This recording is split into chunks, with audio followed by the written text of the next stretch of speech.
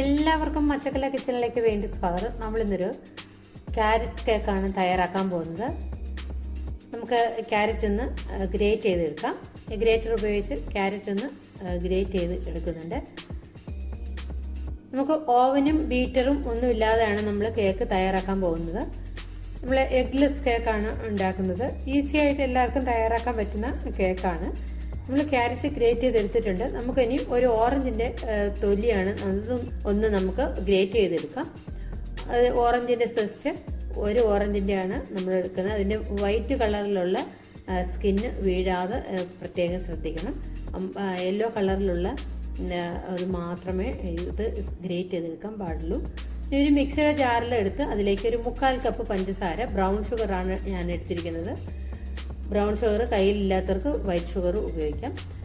ഇതിലേക്ക് നമ്മൾ അതൊന്ന് പൊടിച്ച് മാറ്റി വെച്ചിട്ടുണ്ട്. നമ്മളൊരു ബൗൾ എടുത്തിട്ടുണ്ട്. ഈ ബൗളിലേക്ക് നമ്മൾ 1/2 കപ്പ് പാലാണ് ഒഴിച്ചു കൊടുക്കുന്നത്. നമ്മൾ റൂം ടെമ്പറേച്ചറിലുള്ള മിൽക്കാണ്. ഇതിലേക്ക് 1 ടീസ്പൂൺ വൈറ്റ് വിനിഗറും ചേർത്ത് ഒന്ന് മിക്സ് ചെയ്ത് നമുക്കത് മാറ്റി വയ്ക്കാം.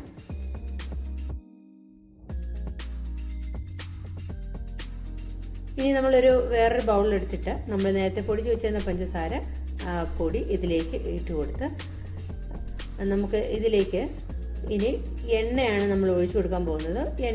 എണ്ണ ഉപയോഗിക്കുന്നതിന് പകരം ഓയിലിന് പകരം ബട്ടർ മെൽറ്റ് ചെയ്ത് ഉപയോഗിക്കാം. നമ്മൾ 1/2 കപ്പ് ഓയിലും പ്ലസ് 2 ടേബിൾ സ്പൂൺ ഓയിൽ കൂടി ഇതിലേക്ക് ഒഴിച്ചു കൊടുക്കുന്നുണ്ട്. നമുക്കിത് നന്നായിട്ടൊന്ന് കലക്കിയെടുക്കാം.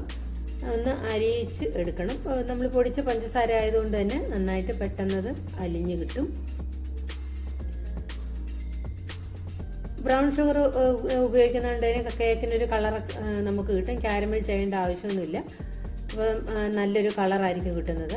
അപ്പോൾ അതിന് വേണ്ടിയിട്ടാണ് നമുക്ക് ഈ ബ്രൗൺ ഷുഗർ നമ്മൾ ഉപയോഗിക്കുന്നത്. അതും വൈറ്റ് ഷുഗറിനേക്കാളും ഹെൽത്തിയുമാണ്.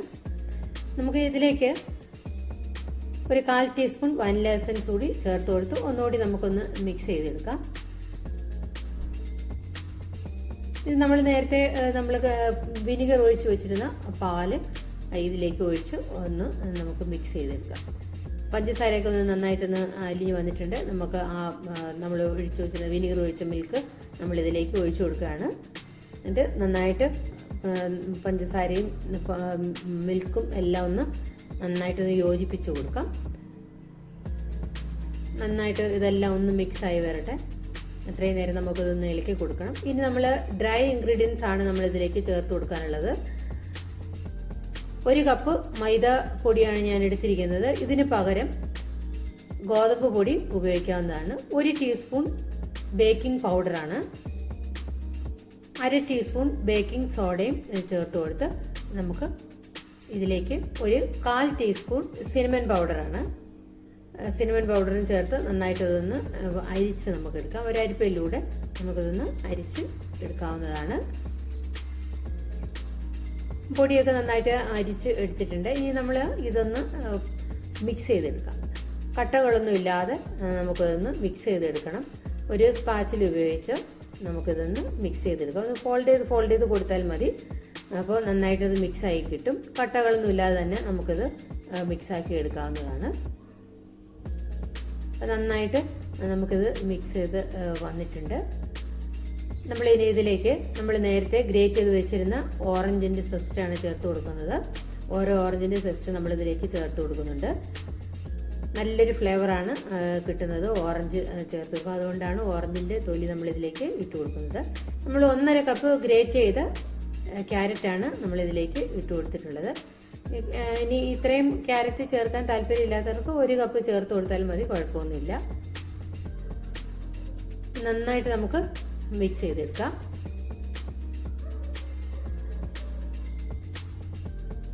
നന്നായിട്ട് മിക്സ് ചെയ്തെടുത്തിട്ടുണ്ട്.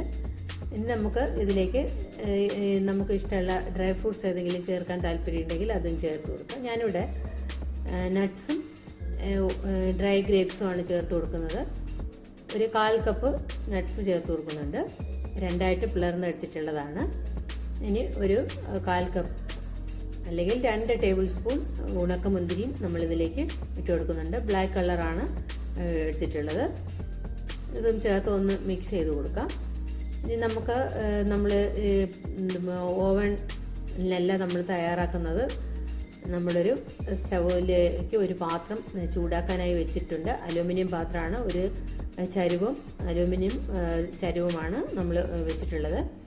അതിനടിയിൽ ഒരു ഡിഷ് നമ്മൾ വെച്ച് കൊടുക്കുന്നുണ്ട്. എന്നിട്ട് ഇത് ഫ്രീ ഹീറ്റ് 10 മിനിറ്റ് നമ്മൾ ഫ്രീ ഹീറ്റ് ചെയ്യണം. നന്നായിട്ട് ചൂടായി വരണം. എന്നിട്ട് നമുക്ക് കേക്ക് ടിന്നിലേക്ക് ഇറക്കി വെച്ച് കൊടുത്താൽ മതി. നമ്മളിപ്പോൾ ലാസ്റ്റ് ഇതിലേക്ക് ഒരു പിഞ്ച് ഉപ്പ് കൂടിയാണ് ചേർത്ത് കൊടുത്തത്. എന്നിട്ട് നന്നായിട്ട് ഒന്നുകൂടി ഇത് മിക്സ് ചെയ്ത് കൊടുത്തിട്ട് നമുക്ക് കേക്ക് ടിന്നിലേക്ക് നമുക്കിത് ഒഴിച്ചു കൊടുക്കാവുന്നതാണ്. കേക്ക് ടിന്ന് ഒന്ന് ഗ്രീസ് ചെയ്ത് കൊടുക്കാം. ഓയിലോ ബട്ടറോ എന്തായാലും ഉപയോഗിച്ച് ഒന്ന് ഗ്രീസ് ചെയ്ത് കൊടുത്താൽ മതി. ഇതിലേക്കൊരു ബട്ടർ പേപ്പർ നമ്മൾ ഒന്ന് കട്ട് ചെയ്ത് വെച്ചിട്ടുണ്ട്. ഇത് നമുക്ക് നമ്മൾ തയ്യാറാക്കി വെച്ചിരുന്ന കേക്കിൻ്റെ ബാറ്റർ ഇതിലേക്ക് ഒഴിച്ചു കൊടുത്ത് നമുക്ക് ബേക്ക് ചെയ്തെടുക്കാവുന്നതാണ്. ഓവനിൽ നമ്മളിത് ബേക്ക് ചെയ്യുകയാണെങ്കിൽ 180 ഡിഗ്രി സെൽഷ്യസിൽ 45 to 50 മിനിറ്റ് വരെയാണ് നമ്മളിത് ബേക്ക് ചെയ്യേണ്ട സമയം. ഓരോ ഓവണിൻ്റെയും ടെമ്പറേച്ചർ അനുസരിച്ച് സമയത്തിൽ വ്യത്യാസം വരും. അത് നോക്കി ചെയ്താൽ മതി. ഞാനിതിലേക്ക് ഗാർണിഷ് ചെയ്യുന്നതിന് വേണ്ടി കുറച്ച് ക്യാരറ്റ് മുകളിലിട്ട് കൊടുത്തിട്ടുണ്ട്. ഡ്രൈ ഫ്രൂട്ട്സും കൊണ്ട് ഒന്ന് ഗാർണിഷ് ചെയ്തിട്ടുണ്ട്. നമുക്കിനി നമ്മുടെ ചരുവ് നന്നായിട്ട് ചൂടായിട്ടിരിക്കുകയാണ്. നമുക്കതിലേക്ക് ഇറക്കി വെച്ച് കൊടുക്കാം. അടിയിലൊരു പാത്രം ഞാൻ വെച്ച് കൊടുത്തിട്ടുണ്ട്. വെള്ളം ഒഴിച്ചു കൊടുത്തിട്ടില്ല. വെള്ളം ഒഴിച്ചാണോ ഇത് ബേക്ക് ചെയ്യുന്നതെന്ന് നേരത്തെ കഴിഞ്ഞ കേക്കിൻ്റെ വീഡിയോയിൽ ചോദിച്ചിരുന്നു. വെള്ളം ഒഴിക്കാതെയാണ് നമ്മൾ ചെയ്യുന്നത്. വെള്ളം ഒഴിക്കേണ്ട ആവശ്യമില്ല.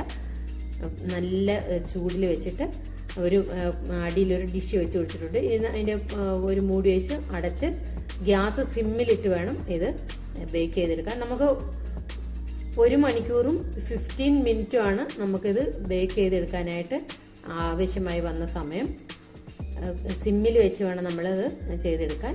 നമ്മളിപ്പോൾ നമ്മൾ 1 മണിക്കൂറും 15 മിനിറ്റും ആയിട്ടുണ്ട്. ഇപ്പം കേക്ക് റെഡിയായി വന്നിട്ടുണ്ട്.